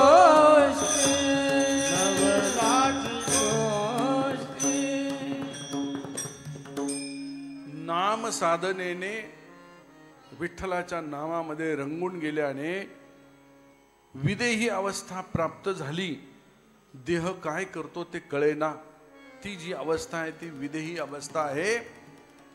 अशा महात्म्यांना कर्माची बाधा होत नाही. अशा महात्म्यांनी केलेलं कोणतंही कर्म अकर्म अवस्थेला प्राप्त होतं. त्याला शास्त्रीय भाषेमध्ये नैष्कर्म्य अवस्था असं म्हणतात की नैष्कर्म्य अवस्था त्या महात्म्याला प्राप्त होत असते आणि त्याची जी अवस्था असते विदेही अवस्था असते. आणि हे नामाने होऊ शकतं असं तुकोबराय सांगतात. खरं तर विदेही अवस्था योगाच्या साधनेनेच प्राप्त होऊ शकते. तुकोबरायांचं म्हणणं असं आहे की ते नामाच्या साधनेने प्राप्त होऊ शकतं. एक दृष्टांत सांगतो आणि आपण पुन्हा पुढच्या प्रसंगाला जाऊया. एक स्त्री एक सावकाराच्या घरामध्ये टॉयलेट साफ करण्याचं काम करायची. भंगी काम त्याला असं म्हणतात. करता करता एक दिवस ती आजारी पडली आणि नवऱ्याला सांगितलं की तू जा आजच्या दिवस माझ्या जागेवरती काम कर. नवरा गेला, भंगी काम केलं. करता करता सावकाराच्या मुलीवरती त्याची नजर गेली. अत्यंत रूपवान मुलगी सावकाराची. तो तिच्या प्रेमात पडला आणि वेडा झाला. कोण होता तो? भंगी होता. चक्क घरी जाऊन बायकोला म्हणाला की असं असं झालंय, मला जर ती प्राप्त झाली तर मी जगेल, नाही तर मी मरून जाईल आता. आणि खरंच झालं. अन्न पाण्याचा त्याग केला, बिछाना धरला, काम धंदा सोडला. बाईला वाईट वाटलं. ती म्हणाली आता हा असाईन तसा मरणाच्या वाटेला लागलाय, माझं दुःख सांगू कोणाला. सावकाराची मुलगी या बाईच्या कामावरती अत्यंत प्रसन्न असायची. पण सावकाराला हे सांगणं सावकाराच्या मुलीला म्हणजे किती अमर्यादपणाचं. सावकाराच्या मुलीने एक दिवशी विचारलं, का ग मी गेली काही दिवस पाहतीये अत्यंत दुःखी अवस्थेमध्ये दिसतेस, कशी हसरी असायचीस, दुःखी का? ती म्हणाली खरं कारण सांगू का? सांग म्हणाली, त्यासाठीच विचारते. ती म्हणाली जर खरं कारण सांगितलं तर कदाचित तुम्ही मला फासावर द्यायची शिक्षा द्याल. ती म्हणाली खरं बोलणाऱ्याला देणार नाही, काही असो तुम्हाला सांग. ती म्हणाली माझा नवऱ्याने ज्या दिवशी तुम्हाला पाहिलं त्या दिवशीपासून तुमच्या प्रेमात पडलाय, वेडा झालाय, अन्न पाणी सोडलंय, क्षीण झालाय, बिछाण्यावरती पडलाय आणि खरंच मरेल. काळजी करू नको म्हणाली. ताबडतोब घरी जा आणि त्याला सांग मी तुझा प्रस्ताव सावकार कन्येपुढे ठेवलाय, त्याला बोलवलंय म्हणून सांगितलंय, तू उद्या वाड्यावर जा. वाड्यावरती गेला. सावकाराची मुलगी विद्वान होती, ज्ञानी होती. त्याला बोलवलं आणि त्याला सांगितलं तुझा निरोप मला कळाला, मला तुझा प्रस्ताव पण मान्य आहे, मी तुझी होण्यास तयार आहे, परंतु लौकिक काय बघतो, तू कोण, मी कोण, सावकाराची कन्या. कोण ऐकेल? माझे वडील ऐकतील, गाव ऐकेल, पंच ऐकतील, कोणीच ऐकणार नाही. आपण एक आयडिया करू. तू काय कर, आज रात्री घरातून पळून जा, जंगलामध्ये जा, एका झाडाच्या पारावरती भगवी वस्त्र घालून हातात माळ घेऊन नामस्मरण करत बसलाय असं नाटक कर. श्रीराम श्रीराम श्रीराम श्रीराम करत बसायचं. तो म्हटला त्यांनी काय होईल? ती म्हणाली एक 8-10 दिवस गेले की कुणीतरी गुराखी त्या बाजूनी जाणार. तो गावामध्ये येऊन सांगणार की जंगलात कुणीतरी साधू आलाय, लोक तुला भेटायला येणार. तू त्यांना फक्त श्रीराम एवढंच म्हणायचं. काही लोकांना तुझा गुण यायला लागेल आणि मग तुझ्या दर्शनाला यायची परवानगी मी वडिलांना विचारेल आणि मग मी तुला भेटेल 2 महिन्यांच्या नंतर. 2 महिने तू दुसरं काहीही करायचं नाही. एवढंच आहे ना मान्य म्हटला. भगवी वस्त्रे चोरून आणली, घातली, जंगलात गेला, पाराखाली बसला, माळ हातात घेतली, श्रीराम जय राम जय जय रामचा मंत्र करू लागला. 2 महिन्याने गावामध्ये सगळीकडे बातमी कुणीतरी महात्मा आलेला आहे, कुणीतरी महात्मा आलेला आहे. सावकार कन्या दास दासींना घेऊन जंगलामध्ये गेली. पडदे लावायची पद्धत असायची. 4ही बाजूनी पडदे लावून दासी विरुद्ध दिशेला तोंड करून उभ्या राहिल्या. पालखीतून ही कन्या उतरली, पडद्यांच्या आत प्रवेश केला आणि त्याच्या पुढे जाऊन त्याला नमस्कार केला. त्यांनी काही डोळे उघडले नाहीत. त्याला जाऊन हलवलं. अरे माझ्याकडे बघ, अरे मी आलीये, मी. तू ज्याच्यासाठी हे सगळं केलंस ती मी आलीये. त्यांनी डोळे उघडलं, तिच्याकडे पाहिलं, तिला म्हणाला तू तू असशील पण मी तो नाही. तू तीच असशील पण आता मी तो राहिलेलो नाही. नामाने काय होतं? 2 महिने नाम घेतल्यानंतर ज्या विषयाची भूक त्याला लागली होती ती पूर्णत्वाने विसरून तो खऱ्या सुखाकडे. आता या बरी सुख जी एकविध देख, जेणे एकेची अशेख, विसरे जीव. ज्ञानदेवांच्या या गोड प्रमाणाप्रमाणे त्याच्या चित्तामध्ये परिपूर्ण बदल झाला आणि तो परिपूर्ण त्याचा झाला, तिचा नाही. आणि पूर्णपणे तो आता त्याची जी अवस्था होती ती अवस्था कशी होती? विदेही अवस्था होती. ती अवस्था तुकोबराय अभंगाच्या 3ऱ्या चरणातून सांगतात. आसो ऐसा कोठे आठवची नाही, आसो ऐसा कोठे आठवची नाही, आठवचा कोठे आठवचे नाही, आठवचा कोठे आठवचे नाही, आसो ऐसा कोठे आठवची आहे, आसो ऐसा कोठे आठवची आहे, आठवायचा कोठे आठवचे नाही, आठवायचा कोठे आठवचे नाही.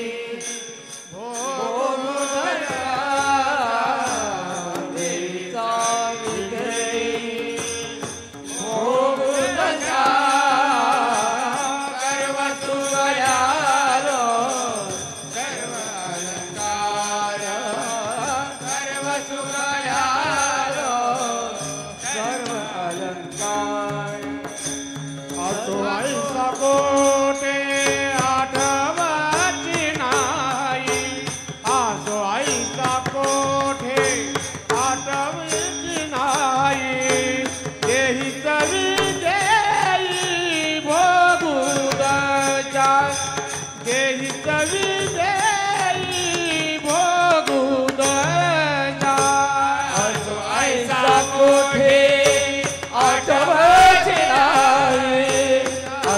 ऐसा गोठे आठवती नाही देई जावी देई भोगू राजा देई जावी देई भोगू राजा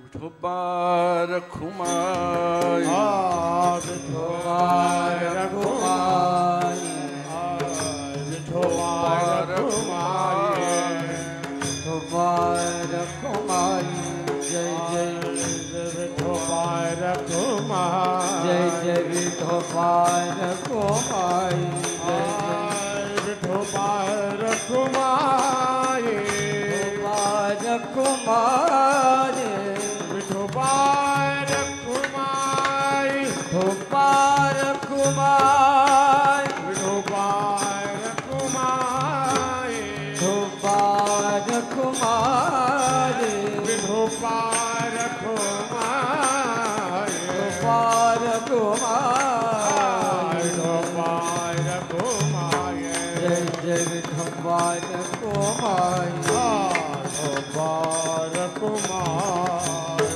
विठोबा रखुमाई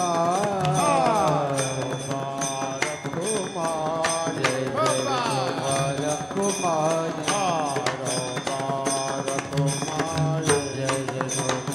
रखुमाई विठोबा रखुमाई जय जय विठोबा रखुमाई विठोबा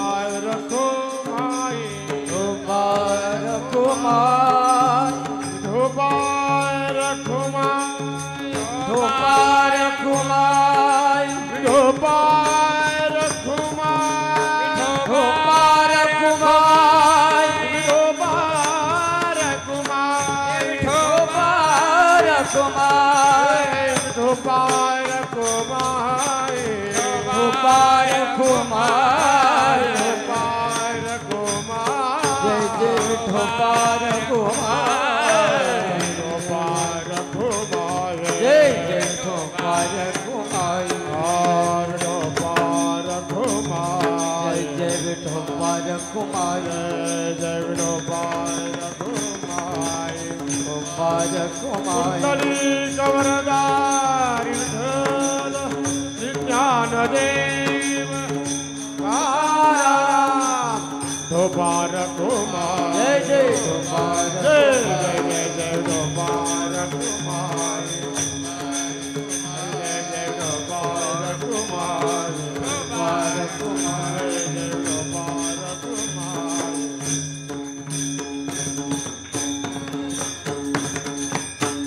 सदा नाम घोष करू हरी कथा तेने सदा चित्ता समाधान सर्व सुख ल्यालो सर्व अलंकार आनंदे निर्भर डुल्लतसे असो ऐसा कोठे आठवची नाही देहीच विदेही भोगू दशा देहीच असून विदेही अवस्था कशी असते महात्म्यांची अनेक उदाहरणं आपल्याला सांगता येतील माझ्या हातातला वेळ आत्ता संपलेला आहे थोडक्यामध्ये आपण नामस्मरणाची ताकद काय असते याची अनुभूती घेतली थोडक्यामध्ये नामस्मरण करणं जीवाला का गरजेचं आहे तर कलियुगामध्ये नामाच्या साधनेशिवाय जीवाला भगवंताची प्राप्तीच होऊ शकणार नाही हे सगळ्या संतांनी उपनिषदांनी वेदांतांनी सांगितलं आणि हा जन्म सोडला तर पुन्हा भगवंताची प्राप्ती करण्यासाठी इतर योनीमध्ये क्षमता नाही आणि मागुता हाच जन्म पावसी भोग इच्छिले भोग पावसी हे तो न घडे मानसी संत सांगतात तुझी इच्छा असली की तुला पहिलं तीरावरती गेल्यानंतर कळालं की मला भगवंताची प्राप्ती करण्यासाठी हाच जन्म आहे आणि मी आयुष्यभर मात्र त्याच्याकडे पाहिलं नाही आयुष्याच्या उतार वळणावरती मला जर ते कळलं तर तू पुन्हा हाच जन्म मागितला तर तो तुला मिळेल याची गॅरंटी नाही तू पुन्हा पुनरपि जननम पुनरपि मरणम पुनरपि जननी जठरी शयनम या कालाच्या चक्रामध्ये अडकशील आणि पशु पक्षी कीटक याच्या कशाच्याही जन्माला जाशील सांगू शकत नाही माणसाचा जन्म प्राप्त झालेला आहे, तर भगवंताची प्राप्ती करून घे आणि नामसाधना कर. नामावरती बोलत असताना कितीही आपल्याला सांगू शकेल, पण मी नामाच्या परंपरेचा सद्गुरू बाबांच्या गादीचा अधिकृत वारसदार आहे. सद्गुरू बाबांनी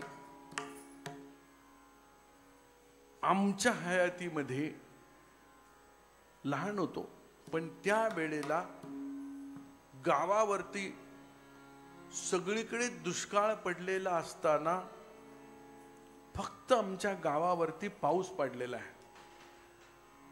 दैवते महाराज, आपण मुळशी तालुक्यात कोणालाही विचारलं तर ही घटना सगळ्यांना माहिती आहे की त्यांनी नामसाधनेवरती गावावरती पाऊस पडला. लहान मुलांपासून वृद्धांपर्यंत सगळ्यांना मंदिराच्या आत कोंडून कडी लावून स्वतः बाबा बसले. पहाटे सकाळी 6 वाजता आणि संध्याकाळी 5 वाजेपर्यंत कोणाला अन्नाचा पाण्याचा कण सुद्धा दिला नाही. टाहो फोडला श्रीराम जय राम जय जय रामचा. आणि संध्याकाळी 5 वाजता काळं पडलं, ढग दाटून आले आणि मुसळधार पाऊस झाला आमच्या फक्त गावावरती. रामचंद्र कृष्ण कामत नावाच्या एका महान व्यक्तीचं अतिशय अनुभूती संपन्न असं एक नामचिंतामणी नावाचा ग्रंथ आहे गुळद्या. आणि तो नामचिंतामणी ग्रंथ 3 आवृत्त्या त्याच्या प्रकाशित झालेल्या आहेत. आणि त्याच्यामध्ये सद्गुरू पांडुरंगनाथ महाराज जगताप यांचे अनुभव, विठ्ठलनाथ महाराज आडिवरेकर बाबांचे बाबा, त्यांचे अनुभव त्या नामचिंतामणी नावाच्या ग्रंथामध्ये रामचंद्र कृष्ण कामतांनी मांडलेले आहेत. त्याची 3री आवृत्ती आम्हाला प्राप्त झाली, पण पहिली आणि 2री आवृत्ती नव्हती. आपल्या दहिबाते गुरुजींनी, संत साहित्याचे गाढे अभ्यासक राजेंद्र महाराज दहिबाते, असंच काहीतरी शोधत असताना, कारण ते ज्ञानमयीशी रिलेटेड पण आहेत, अनेक ठिकाणी ते रिलेटेड आहेत, तर त्यांना असंच काहीतरी परवा पहिल्या ग्रंथाची आवृत्ती सापडली आणि त्याच्यामध्ये त्यांनी मला व्हॉट्सअप केले. विशाल महाराज, तुम्हाला दाखवेल मी. बाबांनी नामाच्या चिंतनाने, नामस्मरणाच्या शक्तीने काय काय चमत्कार घडले त्याचे अनुभव बाबांनी लिहून रामचंद्र कृष्ण कामतांना कळवले होते. आणि ते अनुभव इतके अवर्णनीय आणि अनुभूती संपन्न आहेत आणि एका अशा महात्म्याकडनं आलेले आहेत की ते मला पुढच्या आवृत्तीमध्ये छापण्याची इच्छा आहे, असं त्यांनी पहिल्या आवृत्तीच्या प्रस्तावनेमध्ये लिहिलेलं आहे. म्हणजे नामस्मरणाने बाबा खरं तर अति उच्च पटीचे योगी होते, योग साधना करत होते. योगाच्या साधनेने येणाऱ्या अनुभूती त्यांना येत होत्या, पण तरी सुद्धा मी आत्ताच आपल्याला सांगितलं, पहाटे 3 वाजता जाऊन ग्रामदैवाच्या तिथे ते ध्यानाला बसत असल. म्हणजे ही योग साधना करून घरी आल्यानंतर मात्र भोजन झालं की माळ हातात घेऊन चक्रा मारत बसायचे आणि त्या चक्कर मारता मारता श्रीराम जय राम जय जय राम करायचे. आता माझा पुढचा एक ग्रंथ त्यांच्या कृपेने आहे, अंतिम टप्प्यामध्ये येतोय. त्या ग्रंथामध्ये मी त्यांचं अंतरंग चरित्र मांडण्याचा प्रयत्न केलाय. सद्गुरू बाबांनी मी कोण आहे नावाचा एक सुंदर ग्रंथ लिहिलेला आहे. त्यांच्या सद्गुरूंचं चरित्र लिहिलेलं आहे. त्या चरित्रामध्ये प्रचंड आपल्याला बराच खजिना मिळतो. साधकाला तूर्तबोध नावाचं पुस्तक लिहिलेलं आहे. मला त्यांनी आज्ञा दिली, माझ्याकडून सुद्धा 3 ग्रंथ लिहून झालेले आहेत. आणि आत्ता मागच्या वर्षीच गोमातेवरती एक ग्रंथ लिहिलेला आहे. गोमातेवरती मराठी भाषेमध्ये दुर्दैवाने काही उपलब्ध नाही आहे, पण आपण आपल्या परिचित लोकांना, आपले कुठेतरी गावाकडे नातलग असतील, स्नेही पाहुणे, त्या प्रत्येकाला सांगण्याची गरज आहे की जोपर्यंत गोमाता या पृथ्वी तलावरती असेल तोवरच पृथ्वी टिकेल. शेवटची गाय ज्या वेळेला कापली जाईल त्यावेळेला पृथ्वीमध्ये प्रलय येईल. विठ्ठल विठ्ठल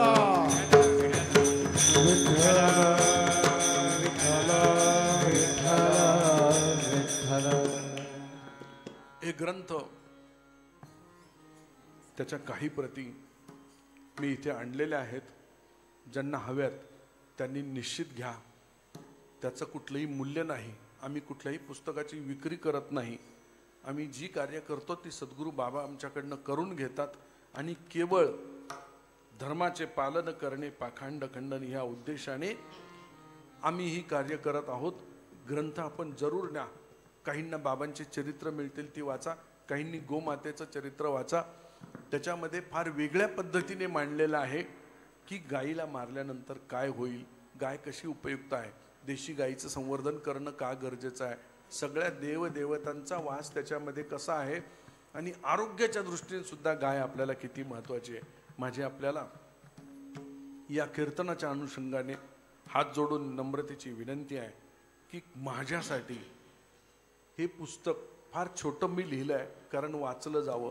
प्रत्येकाने हा ग्रंथ जरूर वाचा. आपल्या नातलगांना पाठवा.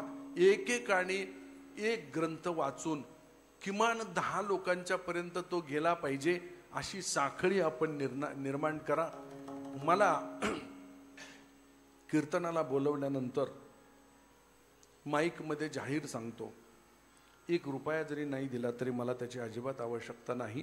नाराजी नाही. पुन्हा तारीख दिली तर पुन्हा येईल, नक्की येईल. पण माझं गोमातेचं पुस्तक मात्र सगळ्यांनी वाचा आणि 10 माणसांना पाठवा. प्रत्येकाने 10 माणसांना पाठवा.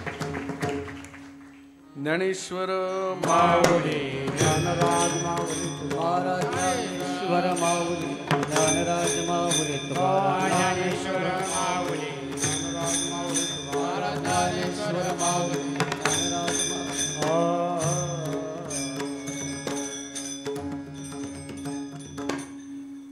तुका म्हणे आम्ही झालो अग्निरूप, तुका म्हणे आम्ही झालो अग्निरूप, तुका म्हणे आम्ही झालो अग्निरूप, तुका म्हणे आम्ही झालो अग्निरूप, तुका म्हणे आम्ही झालो अग्निरूप, तुका म्हणे आम्ही झालो, तुका म्हणे आम्ही झालो अग्निरूप, तुका म्हणे आम्ही झालो लागून दीपाप पुण्य रंग, सर्व सुकल्याला सर्व अलंकार, आनंद निर्भय, निर्भय आनंद निर्भय. सरल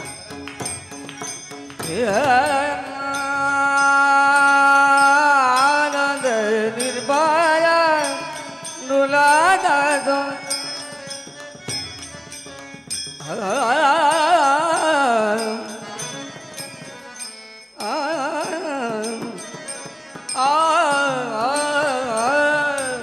आनंद निर्भय दुलादाज.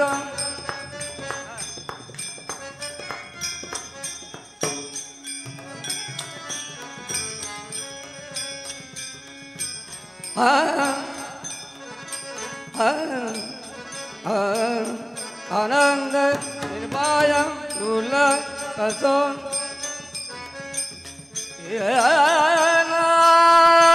आनंद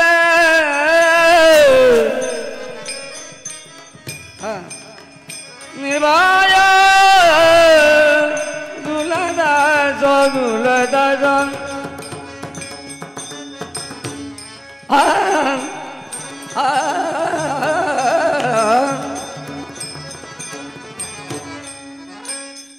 नंद आनंद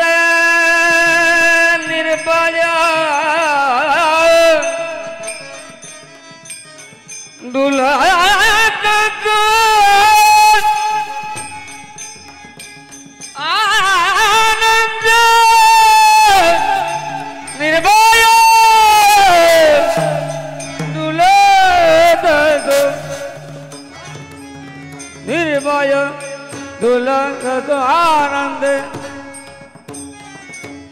आनंद निर्वाण डुलत से डुलत से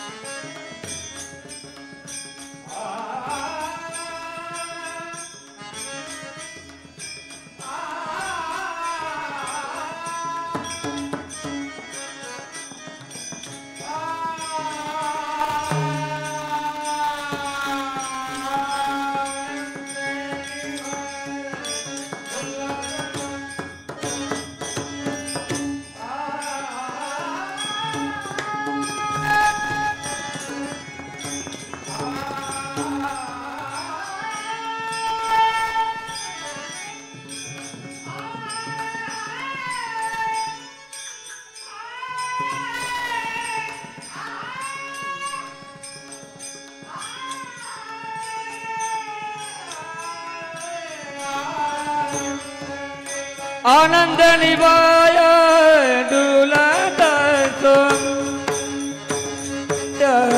डुलत सर्व सुखल्यालो सर्व अलंकार सर्व सुखल्यालो सर्व अलंकार सर्व सुखल्यालो सर्व सुखल्यालो अलंकार अलंकार झालेली सेवा पांडुरंग परमात्म्याच्या चरणी, तुकोबारायांच्या चरणी, ज्ञानदेवांच्या चरणी, भगवान शिवाच्या चरणी, आमच्या सद्गुरू बाबांच्या चरणी आणि आपल्या सर्वांच्या चरणी अर्पण करतो. पुन्हा एकदा संयोजकांचे मला इथे बोलावल्याबद्दल आभार मानतो. आमचे दोन्ही मृदंगाचार्य, आमचे हार्मोनियम वादक आणि हे समस्त गायक मंडळी आपल्या सर्वांचा अत्यंत ऋणी आहे. सर्वांना नतमस्तक होत सेवा समर्पित करतो. विठ्ठल जय जय विठ्ठल जय विठ्ठल. वेडी बापुरे करा क्षमा करा.